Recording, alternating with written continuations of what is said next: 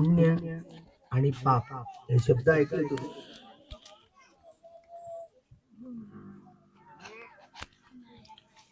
पुण्य पुण्य कशाला म्हणतात? पुण्य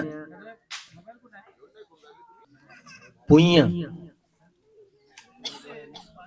पाली शब्द आहे पुण्य, मराठीत त्याला पुण्य असं म्हणतो. पुण्य पुण्य कशाला म्हणतात? याचा अर्थ कळलाय का? अर्थ पुण्य या शब्दाचा अर्थ कळलाय का? इंग्रजी शब्दामध्ये याला मेरिट्स असं म्हणतात. मेरिट मध्ये ना, मेरिट म्हणजे काय होतं?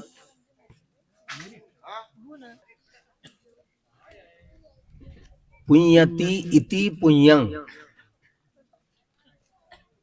कुशल कर्माची सर्वोच्च अवस्था.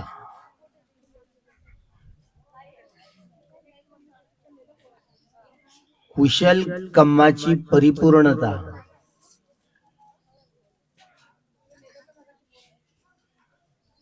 कुशल कर्माची परिपूर्णता.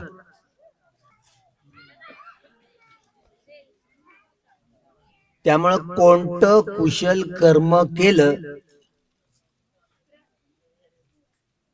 तर त्याचा कोणता परिणाम येतो? कायेद्वारे, मनाद्वारे, वाचेद्वारे आपण कुशल कर्म करतो. हे कुशल कर्म 3 प्रकारचं असतं. हीन प्रकारचं, मध्यम प्रकारचं आणि उत्तम प्रकारचं.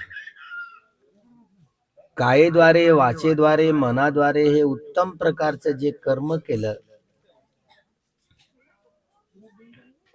ही पुण्याची परिपूर्णता.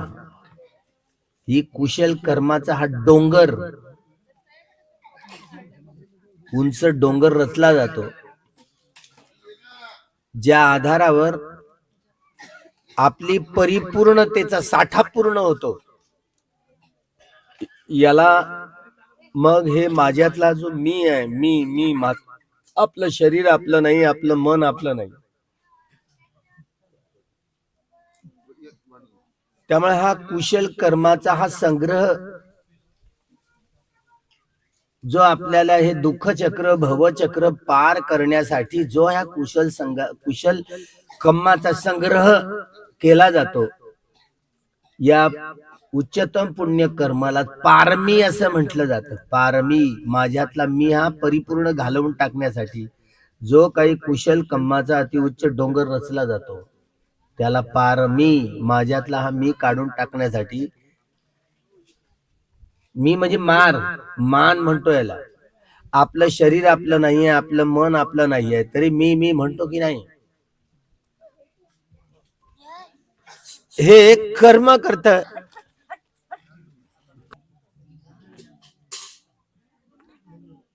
पुण्य कर्म करण्याची चेतना, कुशल कर्म करण्याची चेतना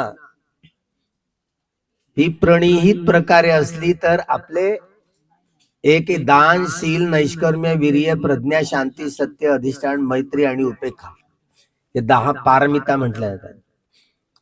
जीवनामध्ये, मानवी जीवनामध्ये परिपूर्णता आणि परिशुद्धता प्राप्त करण्यासाठी या 10 पारमितांचे घडे परिपूर्ण भरावे लागतात. तेव्हा कुठे सर्व प्रकारच्या दुःखातून आपल्याला सुटका करता येते. हे मानवी जीवन दुर्मिळ मिळालं, दुर्लभ मानवी जीवन मिळालं. आर्य सत्यान दर्शन, माणसाला जर आर्य सत्याचा साक्षात्कार करता आला तर हे न संपणार सुख, असं सुख प्राप्त करता येतं, ज्याला नित्याचं सुख म्हणतात. जे सुख कधी संपत नसतं त्याला निब्बाणं परमं सुखं. या निर्वाण सुखाच्या 4 पायऱ्या, 4 शिड्या: शोतापन्न, सकदागामी, अनागामी आणि अर्हत. तरीही मात्र या निसर्गाचा नियम असा आहे, प्रकृतीचा नियम असा आहे, पकती, पाली शब्द आहे पकती. पकती म्हणजे प्रकृती, निसर्ग, निसर्गो, किती स्वर्गासारखा दिसतो. तुम्ही स्वर्गात राहतात की नाही? सौंदर्य, हे नद्या नाले पहाड तारे चंद्र सूर्य किती सुशोभित दिसत आहे. नटून थटून दिसते प्रकृती. त्या प्रकृतीमध्ये जन्माला आलेले सगळे प्राणी ते नटून थटून असले पाहिजे की नाही? ते हे शारीरिक सौंदर्य आणि मनाचं सौंदर्य. मन सुंदर असलं तर शरीर सुंदर आहे, है ना? तर मन कसं सुंदर होईल? हे आर्य सत्याचा साक्षात्कार करून परिपूर्णता साध्य केली जाते, परिशुद्धता साध्य केली जाते. मनही शुद्ध होतं आणि तनही शुद्ध होतं. वाणी पण शुद्ध होते. आपली वाणी कशी आहे? म्हणजे जसं मनात येईल तसं आपण बोलतो. यावर आवर नाहीये, संवर नाहीये. कायेवरही संवर नाहीये, वाचेवरही संवर नाही आणि मनावरही संवर नाही. आपण आपल्या स्वभावाचे बळी आहोत. जन्म घेतानाच आपला स्वभाव, कोणता स्वभाव? जन्मतःच आपण स्वभाव घेऊन येतो आपला. रागमूलक, द्वेषमूलक, मोहमूलक, बुद्धिमूलक, भयमूलक, वितर्कमूलक इत्यादी इत्यादी स्वभावाचे आपण सगळे लोक, कुणी असोत, कुठल्याही देशातले असो. दुर्लभ मनुष्य भाव, अर्थात दुर्लभ आहे मनुष्यांचं जीवन प्राप्त होत. मनुष्य जीवन जरी प्राप्त झालं तरी दुर्लभ मनुष्य भाव. दुर्लभ धम्म श्रवण, धम्म श्रवण करणं देखील दुर्लभ आहे. माणूस जन्म घेतो, जगतो आणि मरतो देखील पुण्याच्या आधारावर संग्रहित होत असतं. दुर्मिळ मनुष्य जीवन आपल्याला आपल्या पुण्यकर्माच्या आधारावर प्राप्त झालेलं. कोणाचा ज्यांनी जन्म घेतला ते एक दिवस मरणार आहेत. हा जन्माचा पहिला क्षण म्हणजे आपण आपल्या आईच्या गर्भजलामध्ये पोहोचतो, आपलं चित्त, तेव्हा याला वर्तमान जीवनातला पटिसंधी क्षण जन्माचा क्षण म्हणतात. कोणी कोणी गर्भजलामध्ये मरण येतं, त्याचं पुण्य संपलं. कोणी गर्भाच्या बाहेर आल्यानंतर जन्म मरतो, कोणी लहानपणी, कोणी तारुण्यात, कोणी म्हातारपणात. पाटील हा धार्मिक सातत्यानं दानादी कर्म करून पुण्य कर्म संग्रहित करण्याचा, पण आयुष्यात जेव्हा पुण्यकर्माचा लोप होता, संपतो, तेव्हा जगातली कुठली शक्ती कोणालाच नाही वाचवू शकत. इथं बाहेर कारण असतात आपली, वेळेवर काय झालं नाही, वेळेवर काय औषध मिळालं नाही. कोरोनात अनेक लोकांनी पैसे डॉलर फेकून दिले अमेरिकेत, पैसे नाही वाचवू शकले त्यांनी. त्यामुळं हा जो आविष्कार असतो प्रकृतीचा, या प्रकृतीमध्ये कुशल अकुशल कर्माचा डोंगर घेऊन आपण जन्म घेतो आणि जोपर्यंत जगण्याचं पुण्य असतं तोपर्यंत आपण जिवंत असतो. जगण्याचं पुण्य एकदा संपलं रे संपलं की आपल्याला मृत्यू ओढवतो. आपल्या पुण्यकर्माचा हा संपूर्ण ऱ्हास झाला तर आपल्याला मृत्यू येतो. कारण कोणतं? हे कारण बाह्य असतं, पण हे कारण हे कर्मविपाकाचं कारण घेऊन येतं. आपला कुणाचाही मृत्यू येईल तोही कर्मविपाकाच्या आधारावर मृत्यू येतो.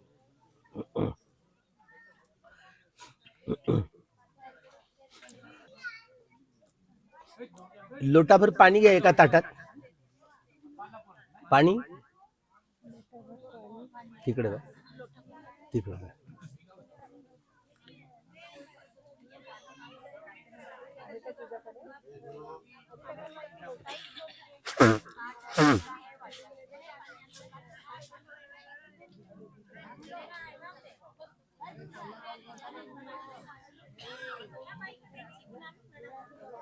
चालतं, नळाचं घ्या, नळाचं पाणी घ्या.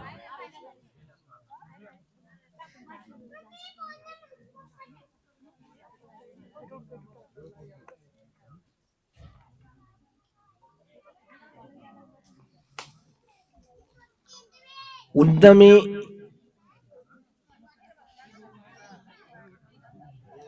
इदं नो यातिनं होतु सुखिता होन्तु यात. आमचे जे भूतकाळातले जे काही याती गण आहेत, गणगोत आहेत, नातेवाईक मरण पावलेले आहेत, त्यांना हे धार्मिक सुख त्यांचं उपलब्ध हो, त्यांना परत मनुष्य व देवता लोकांमध्ये त्याला सुगती प्राप्त हो, ज्यांना हा सद्धम्म धारण करून मुक्तीच्या या चारही पायऱ्या प्राप्त केल्या जातात, अशी सुविधा त्यांना प्राप्त हो. त्यांचे पारमितांचे घडे होणे, ते सुखी होत, त्यांच्या जीवनाला हे सुखी होवोत. इदं नो यातिनं होतु सुखिता होन्तु यातयो. उन्नमे उदकं वट्टं यथा निन्नं पवत्तति एवं एव इतो दिन्नं पेतानं उपकपति यथा वारी वहा पूरा परिपुरेन्ति सागरं एवं एव इतो दिन्नं पेतानं उपकपति. उंच सखल भागावरनं आपण पाणी टाकलं तर ते मुरत जात, पुन्हा पाणी टाकलं तर पुन्हा पुन्हा ते मुरत जातात, धारा फुटतात. पुन्हा पाणी टाकत राहिलं तर तो प्रवाह वाढत जातो, पुन्हा पाणी टाकत गेलं तर पुन्हा तो प्रवाह वाढत जातो.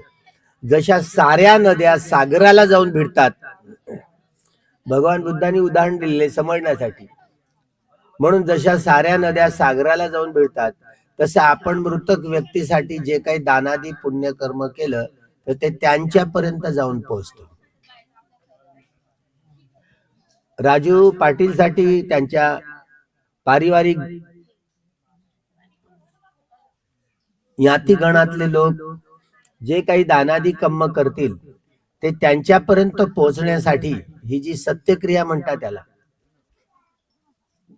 सच्च कियंग, दानादी कर्म करून ही सत्यक्रिया करून जे काही ज्ञाती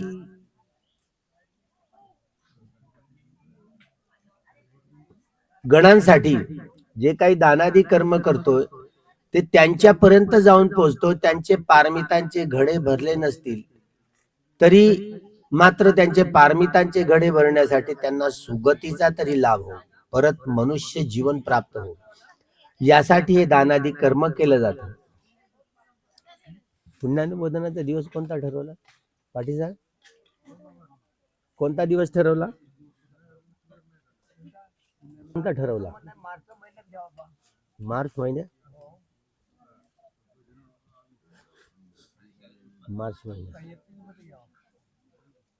हा, एप्रिल मध्ये घ्या, 14 एप्रिलच्या नंतर.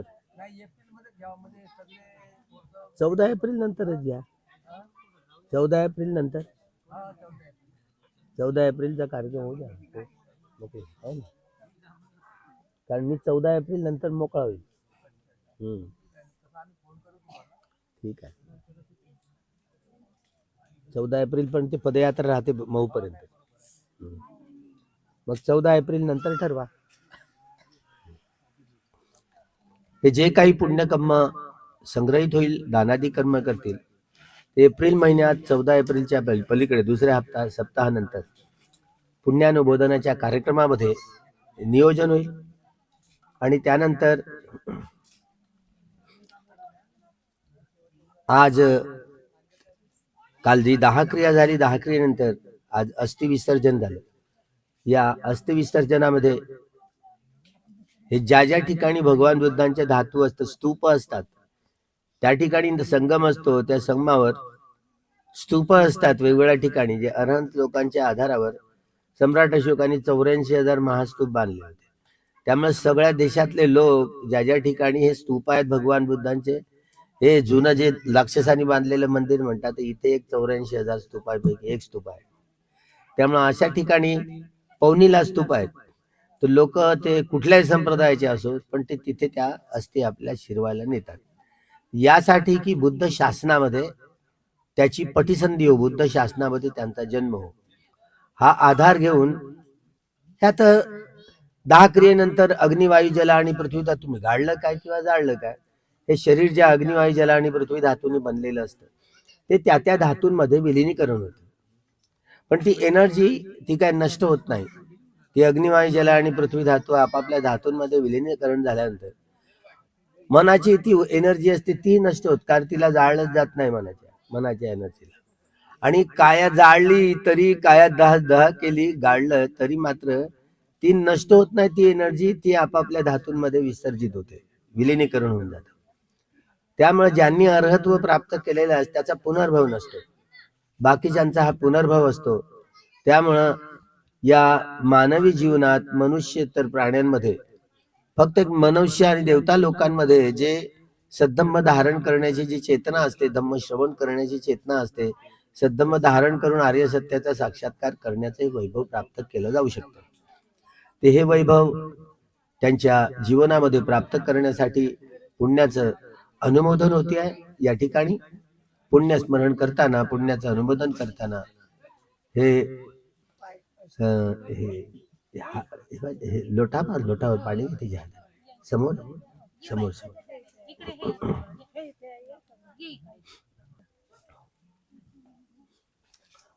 धार सोडायची बारीक. इदं नो यातिनं होतु सुखिता हन्तु ज्ञातयो.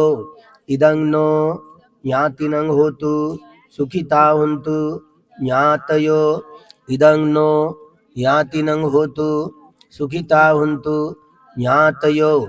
उन्नमे उदकं वट्टं यथा निन्नं पवतति एवं एव हितो दिन्नं एतानं उपकपति. अनिच्छा वत संखारा उपादवय धाम्मिनो उपजित्वा निरुज्झन्ति तेषां उप समो सुखो. तेषां उप समो सुखो. अनिच्छा वत संखारा उपादवय धाम्मिनो उपजित्वा निरुज्झन्ति तेषां उप समो सुखो. सबे सत्ता सबे पाणा सबे भूता सबे पुगला सबे अत्तभाव परियापन्ना सब्बा इथियो सबे पुरिसा सबे अरिया सबे अनरिया सबे देवा सबे मनुष्या सबे अमनुष्या सबे विनिपातिका सबे सत्ता अनुमोदन्तु सब संपत्ति सिद्धिया. इदं नो पुण्यं आसवखय्या वहं होतु. इदं नो पुण्यं सबे सत्ता सुखिता हन्तु सब दुःख पौच्छन्तु. इदं नो पुण्यं निब्बानस्य पच्चयो होतु. टाकून घेऊ दे. यथितां पतितां तुय्यं क्षिपं एव समिद्धतु सभ्ये पुरेन्तु चित्तसंकल्पा. चंदोपन्न रसो मणिज्योति रसो यथा. आयु आरोग्य संपत्ति सग संपत्ति में तत्व निबाण संपत्ति विनाते सभी सुखी हो मंगल. नमो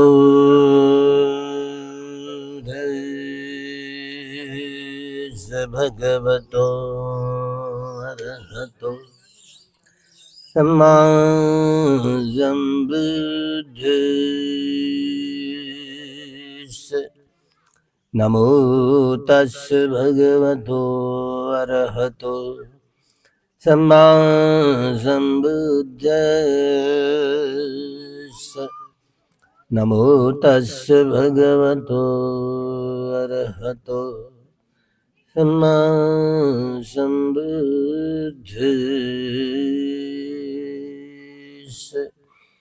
दुःख पतांजलि दुःखां भय पतांजलि शोक पतांजलि शोकान्तु सबे विपाणिनो. हितवताचम्मे सम्मतं पुण्य सम्पदं सबे देवानुमोदन्तु सब संपत्ति सिद्धिया. दानं ददन्तु श्रद्धाय शीलं रक्षन्तु सर्वदा. भावनाभिरतान्तु गच्छन्तु देवतागता. सबे बुद्धा बलवता वच्चकानं जयं बलं. अर्हन्तानं जयनं रक्षं वन्दामि सर्वशो. आकाशत्ताच भूमत्तदेवनागमयित्तिका पूयन्तं अनुमोदित्वा चिरं रक्षन्तु बुद्धशासनं चिरं रक्षन्तु धम्मदेशनं चिरं रक्षन्तु सङ्गत्वं परन्ति सद्भीतियो विभजन्तु सबरोगो शोको दुःखो भयो बद्धो विनशतु मा ते भवतु अन्तरायो सुखी दीर्घायुको भव अभिवादन शिरेशं निजं पचायिनो चत्वारो धम्मा वर्धन्ति आयुर्वन्नो सुखं बल। साधु साधु।